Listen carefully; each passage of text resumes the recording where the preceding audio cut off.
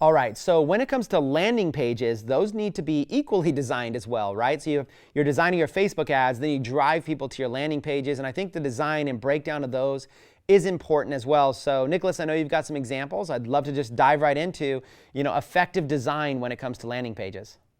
If the point of the ad then is to get the click, then where are they clicking to, right? They're going to click on this ad. Where are they going to be taken to? Now, they're going to be taken to the landing page, and that landing page is going to make available your magnet in exchange for a name and an email address. To me, this is kind of the most important piece of web real estate that businesses have, even more than a sales page and everything else, because this to me is kind of the beginning of the process of getting someone into your sales funnel, nurturing them through that sequence, and then eventually selling to them.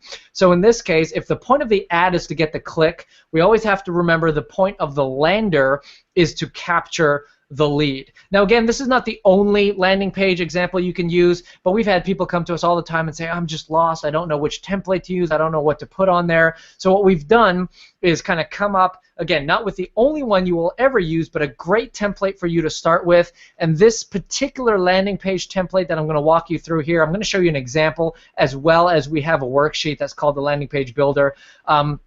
This example that I'm going to walk you through here is responsible for generating anywhere from 50 to 60 to 65, 70% on the real high end opt-in conversion rate to cold traffic, which is exceptional. Now, there's a couple things I just want to say before we get into the examples themselves, is that what's going to get you the high conversion rates on your landing page is what's known as ad to lander congruence. When someone clicks on an ad, they want to be taken to a page that looks the same, that feels the same, that sounds the same, that quote-unquote smells the same. Some people refer to it as an ad scent. And so it's very important that we realize that whatever they're clicking on in on the ad itself, it needs to feel like a seamless virtual transition into the lander so they feel comfortable with that. So on your screen now, you should see a sample of the exact landing page that we used for the ad that you saw in the previous module, and that was for the travel retention system cheat sheet that we're offering here. So in this case, if you're going to see the builder on one side and the example on the other side, let me walk you through a couple of the key points that we want to have on there. Now first, on the top left, and you'll see I blocked some of it out just for privacy's sake, but I guess you know who the business is anyways.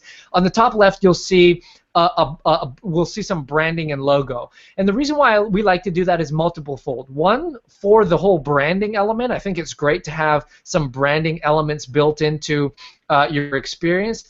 But B, now with Facebook is really tightening up on what you have to include on a landing page. And in this case, they want to see that the company who's behind this opt-in page is a real legitimate company. For so long, there have been some kind of like scammy marketers who've been hiding behind opt-in pages. And as a result of that, Facebook is really getting stringent about what kind of opt-in pages you could use. So we always like to put a branding thing on a logo or even a web URL that shows that this business is real, that it's a legitimate business, that it's not just a marketer trying to get data from a Facebook user. Now on the right hand side of it, you could leave that blank if you want, but I'm not a big fan of just totally blank white space. So in this case, I put a benefit statement in there, a benefit headline. So in this case, it's get more clients and keep them longer. So it's a nice short one-line punchy rewording of what the main benefit is. So let's look at the actual landing page itself. You'll see on the left side we have a picture of the magnet. Now this is important because people are visual and people like to have a sense of what they're actually going to be getting. Now although this is an actual download, it is proven that picture versus non-picture, picture always outperforms non-picture. So in this case, as long as you have kind of a sexy cover with a sexy title on it, we always like to include the image of what someone is going to be getting on the left-hand side there. Now on the right-hand side, there's a bunch of things we tested, and this is what we've just found to work best. So in this case, in the example, you'll see in big block letters, but smaller font than everything else, free cheat sheet download. I would always say free magnet download. So if it's free blueprint, if it's a free template, if it's a free resource guide, I would always say free resource guide download or free cheat sheet download. Now for those of you who are worried and say, well, I don't have coding and I don't know how to do all this, we've purposely selected lead pages as a resource that we use quite regularly. This is a lead pages template, so you really don't need to know any of the coding or any of the spectacular things behind it. All you need to do is how to pick a template, and this is the 2-step giveaway template. All you need to know is how to pick a template and fill in the blanks here. So we want to start by saying free magnet download, in this case free cheat sheet download. And then right under there, we want to name the magnet. Now, in this case, I actually didn't name the magnet itself, but ideally, you want to name the magnet and put a benefit statement in there. So in this case, we're saying the 5 simple and easy to implement retention strategies to keep your fitness clients longer. Again, the goal is to reiterate the benefit that they're going to get from this magnet. Just below the big, bold kind of named magnet, we want to put an additional benefit statement. So here, we say the easiest way to build your fitness business is by intentionally retaining your clients. This cheat sheet will give you my 5 best strategies on how I do just that. Again, just think about how you can reword benefit statement to get someone to want to fill out their name and their email address for that. Now you'll notice that right below that is the button. And the button's actually really, really important. And there's a couple things you need to notice about the button. Number 1 is the color.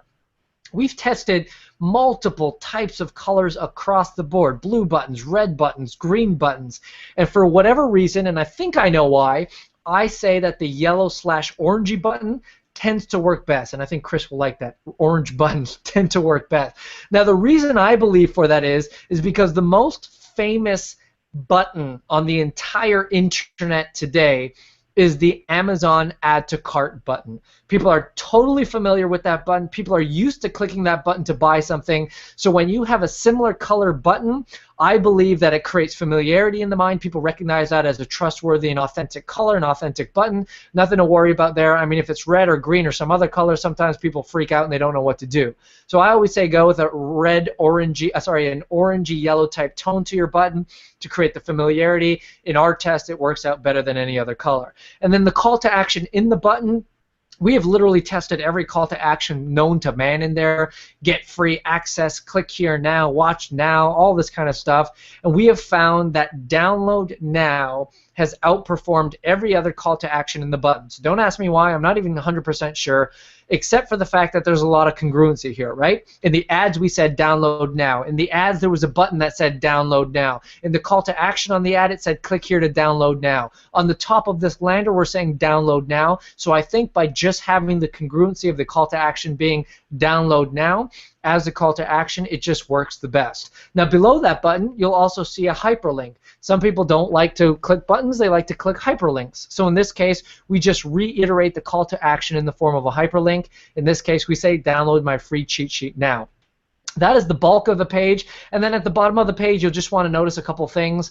Facebook again is being a little more stringent about what are some of the details you include on landers there. So I would actually go as far to say is that you want to include as much information in your footers as humanly possible. So a copyright is there. You want to include a privacy policy, a disclaimer, a terms of service. It is important to have a contact us link there. If you can, I would even add your full contact information. So what is your web URL? What is the phone number of your business? What is your business address? Anything that would enhance user trust is very important to Facebook right now. So on the bottom of all of our landers, we've actually taken a step further and we've included full contact information, all the links to the site proper, the privacy policy, the terms of service, the disclaimers, the contact us, and in some cases, we've even added a disclaimer that says something along the lines of this page is not associated with Facebook and is not endorsed by Facebook. In fact, Facebook is a trademark of Facebook Inc. Just to make sure that Facebook is clear that we're not trying to steal people off their platform or anything like that. So that's totally important to include there when we're talking about landers.